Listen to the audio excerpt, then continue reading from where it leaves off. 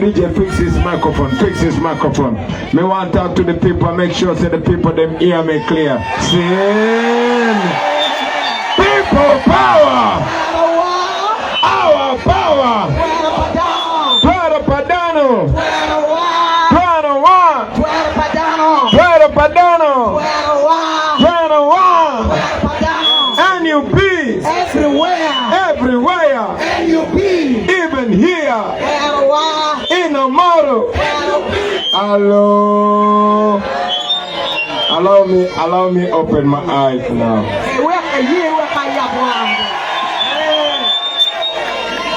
So my brothers and sisters in Omoro, I am very, very happy to meet you today. Honestly, I did not know that I would make it on time. Besides the bad road that brings us here, we were always blocked by the police. But by the grace of God, we've been able to make it here.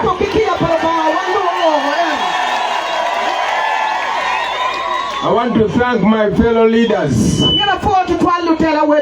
thank the Deputy President and the leadership of Acholi and Northern Uganda at large for the resilience and for loving their country. Now, my name is KYAGULANYI Robert. Other people call me Bobi. When I'm in Lango, they call me Okelo Kuch. He has brought peace. When I'm in West Nile, they call me Obini.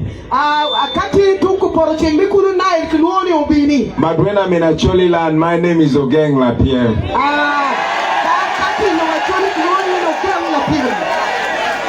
Brothers and sisters, I'm going to use very, very few minutes today. But I've come to deliver a very important message to you. But before I go any further, I must also let you know that I'm running to be the next president of Uganda. And I am here to ask for your support and blessing so that we can together take Uganda forward.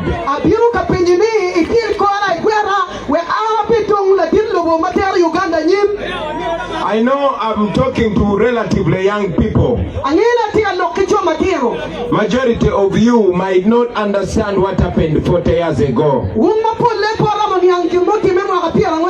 because it has been 40 long years. It has been 40 years of gun rule, 40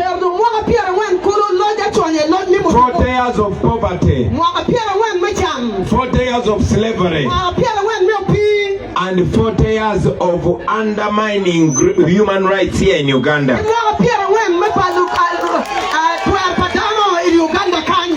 But I'm telling you that we have an opportunity to get ourselves from where we are stuck and to together achieve a future that we deserve as the people of Uganda.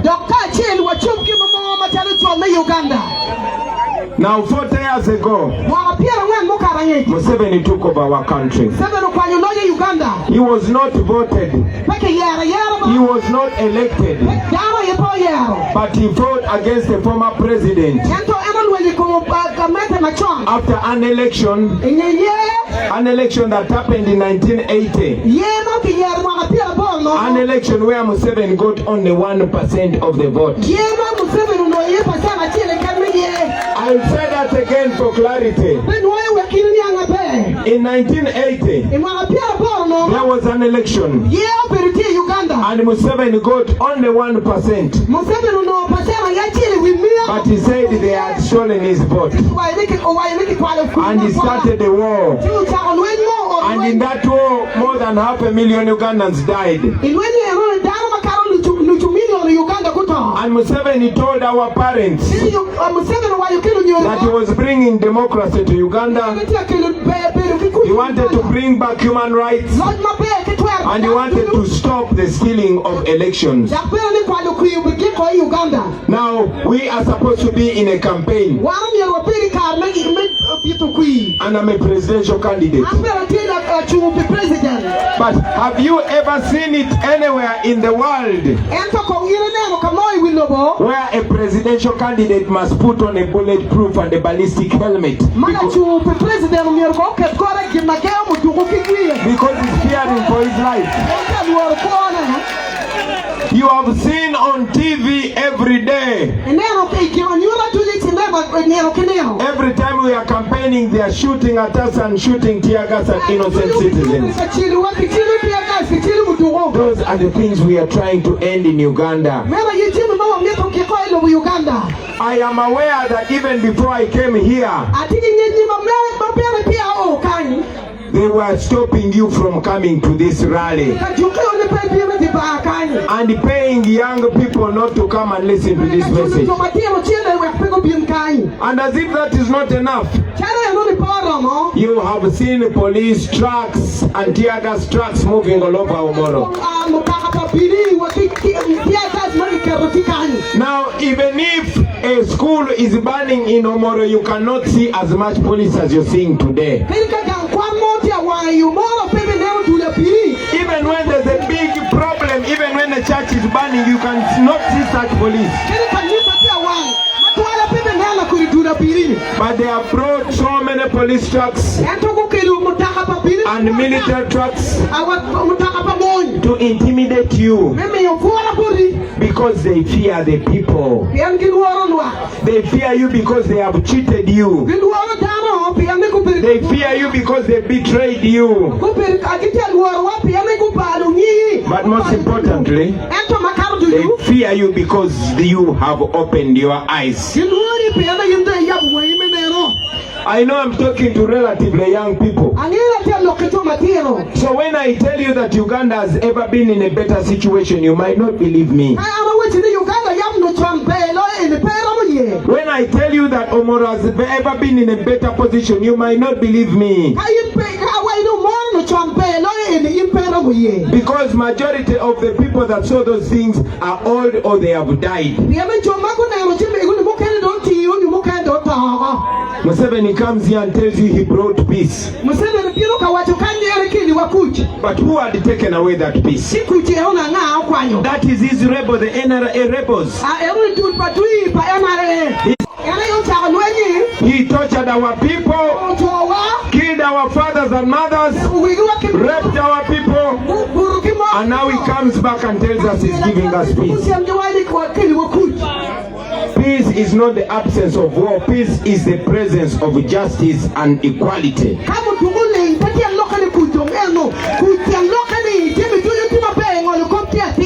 So here I come to you, brothers and sisters, to tell you that we can live in a better country. 40 years is enough for one leader. It has been 40 years of Museveni.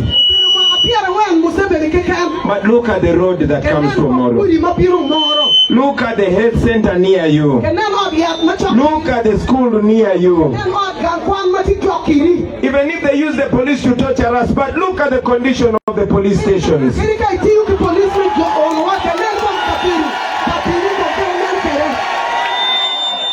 Look at their children, where they're studying from.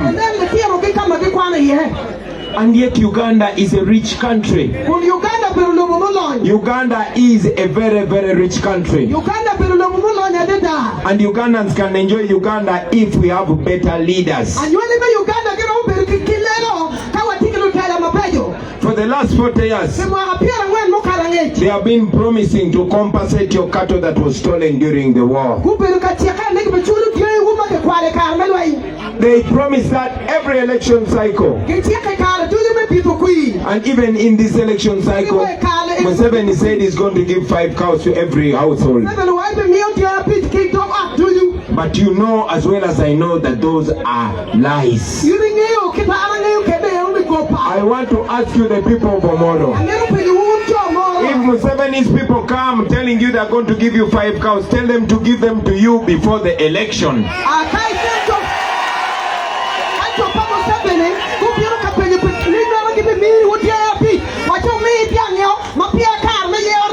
And then you'll understand what I'm talking about. I am aware that they have impoverished our people and turned them into debtors. The people of Omoro, you understand what I'm talking about. The money lenders all over Omoro are not from here.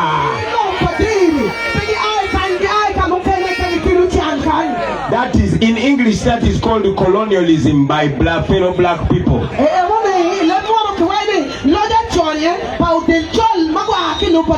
Museveni is a colonialist, and he sends his agents here to colonize you,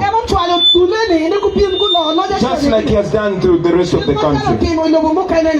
I could go on and on and on with the problems. But this generation of ours, we need to take a step forward. We know our parents and grandparents suffered. But for me, I'm here to shine a light to a new Uganda, to tell you where we are going, because I have no doubt we are going to get there. I have no doubt that the young people of Uganda are going to unite, and together we're going to achieve the Uganda that we want.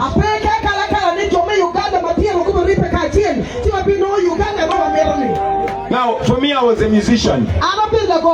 Many of you know me. But I came into politics because I knew we had to inspire each other and understand that this is our country. And that we are the hope that we've been looking for. Nobody else is coming to save us. We are the ones that must save ourselves.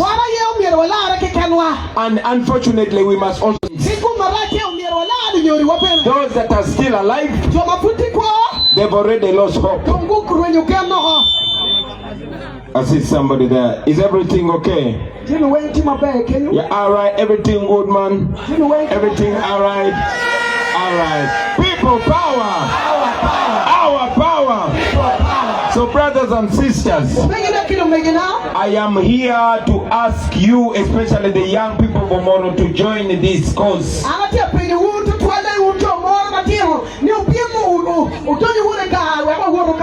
We have an opportunity to change Uganda. We have an opportunity to unite Uganda. And we have an opportunity to benefit from our years that are still left. On the 15th of January, we are going to have an election. But we have been asking the people of Uganda to make this election different. Our first mission was to open the eyes of the people, to make them understand that politics concerns everyone in Uganda, to make them understand that every decision about their life is made by the politics of their country.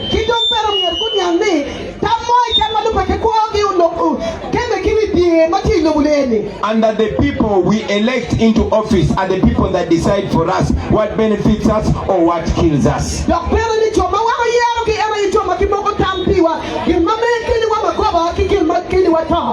So on the 15th of January, we are going to make a very important decision. And that decision is going to decide whether we stay in the old Uganda of Museveni or we go to a new Uganda of you and me and all of us. Now in that new Uganda, I said in that new Uganda, first and foremost, every Ugandan will be equal with each other. This is a Uganda that is going to offer equal opportunity for everybody that lives in Uganda.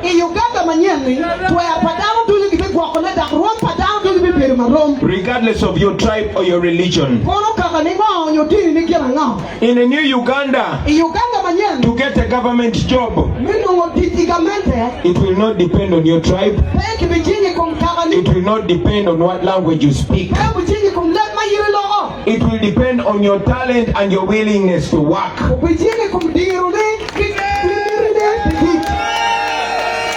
In a new Uganda, all moneylenders will not come from one tribe.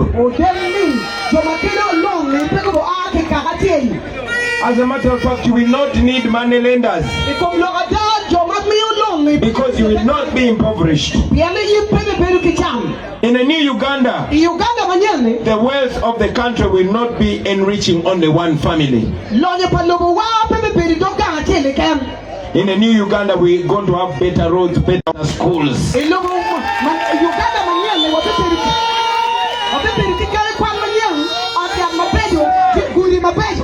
I'm talking about this because I know it. Somebody might ask you, Bobi, where are you going to get the money to make all these roads? But let me tell you this. The money is there. It's only stolen and used by one group of people. For example, did you know that every year Museveni and these people are stealing 10 trillion from the people of Uganda?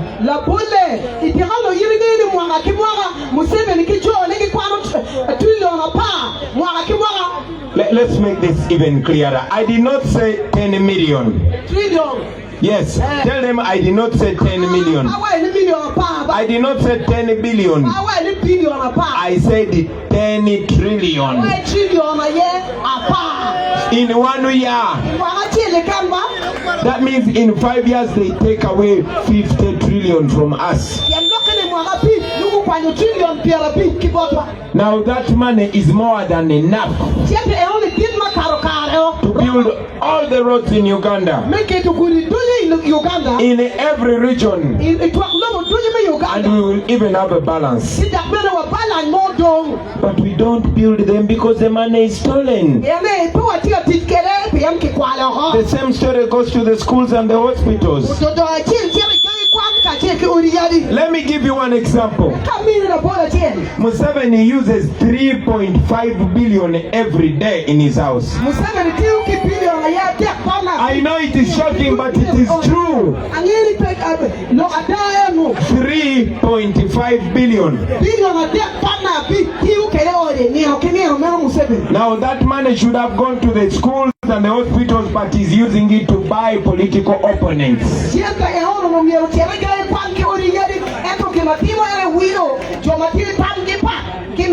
So that shows you Uganda is not poor, but we just choose bad priorities.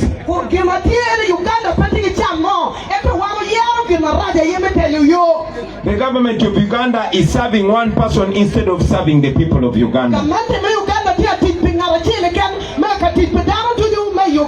Let me give you another live example. When I was coming to Omoro, more than 40 police and military cars are following. Some are already here in Omoro, all along the road. But I am not having any gun or any stone. I'm just having a national flag and the words. In a new Uganda, we shall not be buying those patrol cars, we shall be buying ambulance.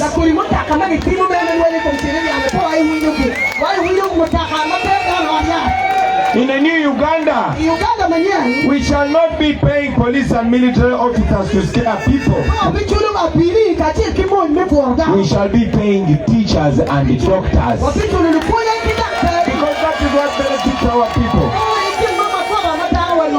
In the new Uganda, a leader will not be in power for 40 years.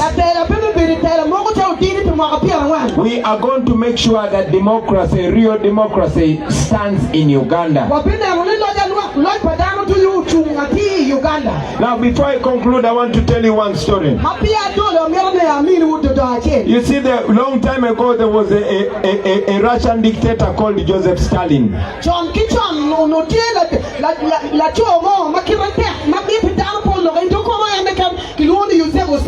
Now, one day, this Russian dictator was with his military generals.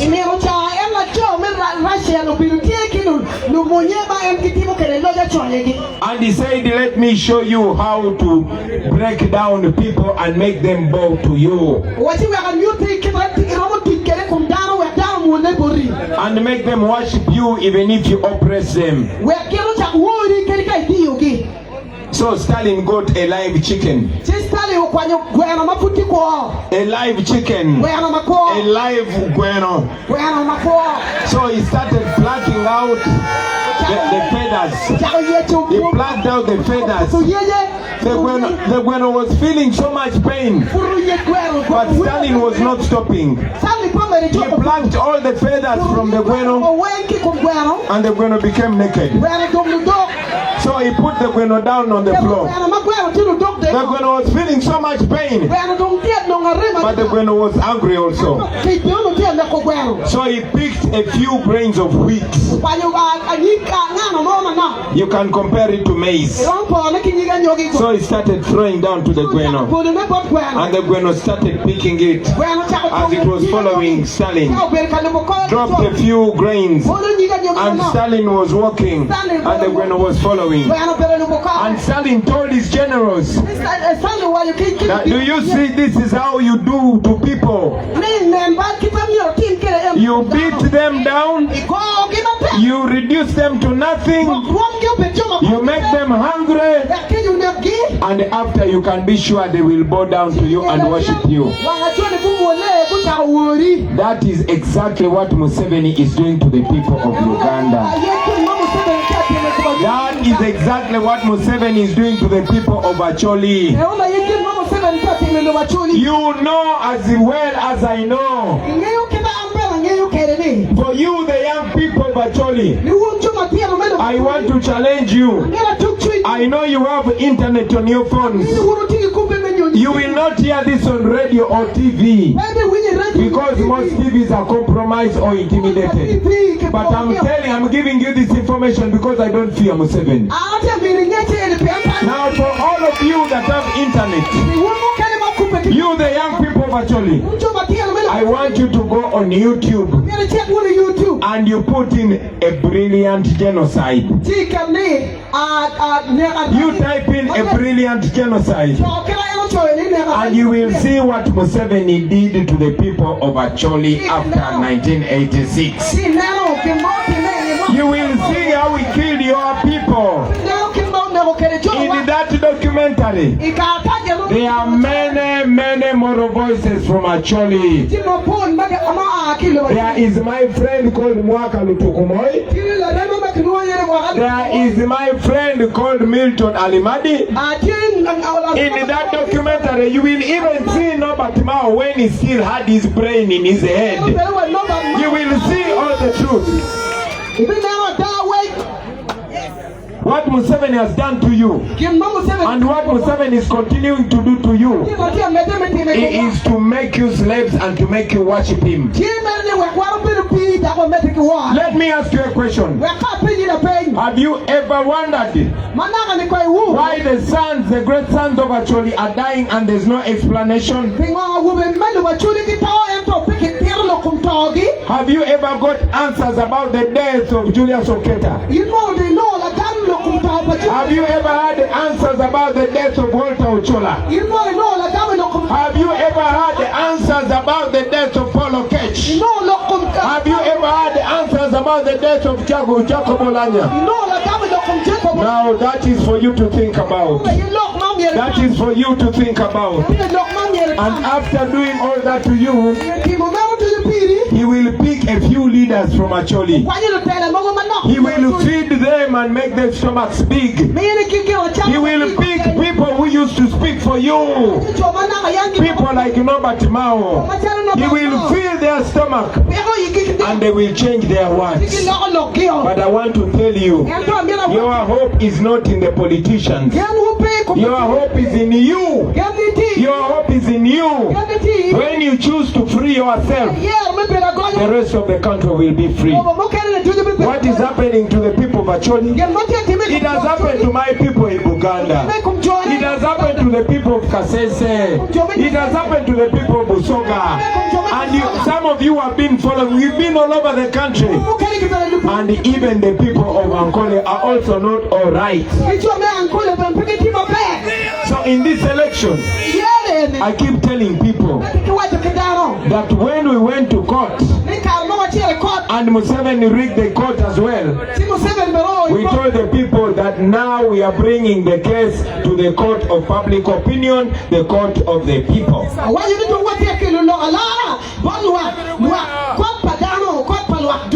I am asking you, use this election. Even if you don't support Bobi Wine, even if you don't vote for me, I want this election to cause you to think for yourself. And when you're going to vote, think about the road that you're walking on, school that is near you.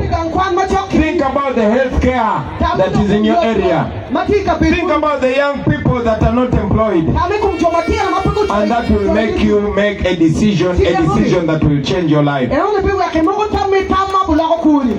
Now, as I conclude, ladies and gentlemen, I will also say this, that for me, I come to stir up this young generation, to make them understand that Uganda belongs to them, and to make them understand that they also have a share on Uganda. But for us to achieve that, we must unite. We must unite. I can tell you this. For 40 years we have been divided. Divided for reasons you and I never took part in. Because Museveni knew that if we are united, it will be over for him. So he made sure there's division. The Acholis are not friends with the Banyakole. The Banyakole are not friends with the Basoga. Basoga are not friends with the Baganda. Baganda are not friends with the Langi. Langi are not friends with the Karamojong. And the problem continues. But I'm here to tell you, brothers and sisters, that our problem is the same. And the problem of Uganda is Museveni and family rule. Have you asked yourself a question? Why one man is the president, his son is the head of the military, his wife is a minister for education, his brother Saleh is controlling all the ministers and the biggest budget, and the problem continues. We must end that, and we must end it now. So in the new Uganda, all Ugandans will be equal. In the new Uganda, all Ugandans are going to be united. In the new Uganda, we are going to make sure that all health care centers, hospitals and health centers are facilitated and they have medicines. The money is there. It's just misappropriated. For us to achieve that, we as a National Unity Platform, we have said this for 5 years, that unity is our middle name. And we are running on a symbol of an umbrella. I'm asking you, brothers and sisters, give our team the opportunity to shape a new Uganda. I am not running alone. I have my sister Liama here. I have my sister. Where's Flavia? Come here, Ramto. have my sister Ramto here, who also happens to be the leader of our youth in Northern Wing in the National Unity Platform. And many other leaders running on the umbrella. If you make us leaders in charge of Uganda, you will be getting servants and not bosses. When you put us in charge of Uganda, corruption is going to be history. It does not matter whether I'm related to you or not. When you touch the money of the taxpayer of Uganda, you will be in trouble.